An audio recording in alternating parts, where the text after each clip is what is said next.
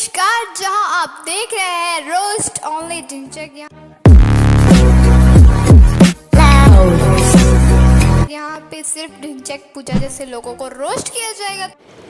ठीक है, समझ गया। अगर आपको नहीं बताया तो हाल ही में ही व्हाट इज प्रोजेक्ट के का टीजर रिलीज किया गया।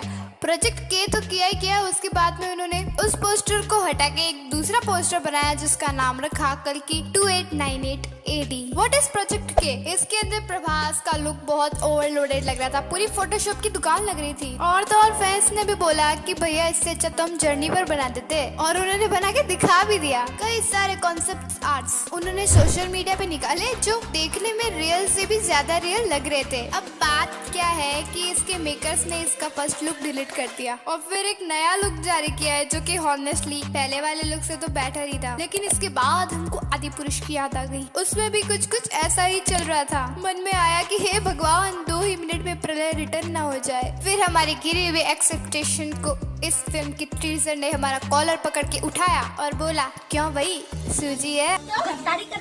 जी हाँ, प्रभास के फैंस उसकी क्रिटिसाइज करने वाले को यही पूछ रहे हैं कि भैया सूजी है? इस स्क्रीन पे देखो, वैसे तो यहाँ पे जो star board, great brothers, mad max, star truck जैसी हॉलीवुड इंस्पिरेशन देखने में लगता है कि इन्होंने खर्चा किया गया है। इसकी कई अच्छी चीजें जो कि इंडियन स्टैंडर्ड को अच्छा बनाती है, जो कि भारतीय सनातन इतिहास से ज्यादा मेल खाते हैं। सबसे पहले इसके कई फ्रेम्स में भगवान शिव के प्रतीक चिन्ह दिखाई पड़ते हैं। सबसे पहले तो वो मूर्ति जो कैरेक्टर ने अपने हाथ में पकड़ रखी है। फिर एक केव में एक रोबोट है जो कि एक ऐसी गुफा में जाता है जहाँ पे शिवलिंग रखा हुआ हो। बाद में हम इसी गुफा में अमिताभ बच्चन जी को लड़ते हुए देखते हैं, क्योंकि अब वो वहाँ अश्वत्थामा का किरदार प्ले कर रहे हैं। तो जाहिर सी बात है, दुनिया से दूर रहते हुए जाहिर सी बात है वो अपनी या तपस्या या तो फिर अपनी ध्यान मुद्रा में समाधि लगाए हुए हैं। ये उनके ऊपर बंधी पट्टियों और जानों से भी पता चलता है। इसके साथ पौराणिक कथाओं में ये भी कहा जाता है कि अश्वत्थामा खुद शिव का एक अंश थे, और ये भी कहा जाता है कि श्री कृष्ण से श्रापित होने के बाद वह अपनी पीड़ा से मुक्ति पाने के लिए शिव की आराधना में लीन हो गए। यहाँ पे इसका रेफरेंस देख के ये लगा कि कम से कम डायरेक्टर ने रिसर्च तो अच्छी की है। सिर्फ इतना ही नहीं,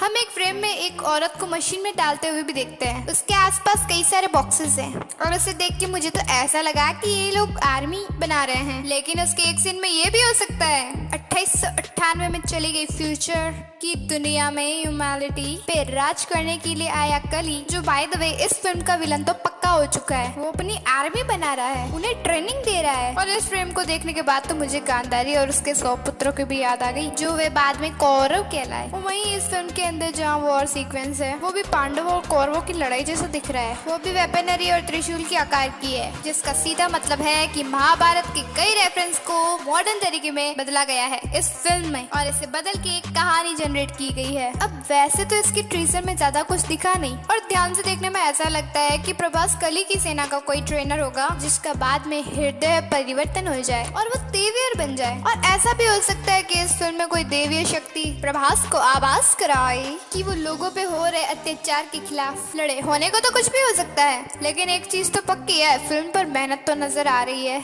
लेकिन इन सब में हमें सबसे अच्छी चीज ये दिखी कि इसका टाइटल कार्ड, इसमें कई सारे इंडियन लैंग्वेजेस के लेटर्स नजर आए, और इसके डायरेक्टर ने ये भी कहा है कि इस फिल्म को 10 से ज्यादा बार डब किया जाएगा, यानी 10 अलग अलग भाषाओं में डब किया जाएगा।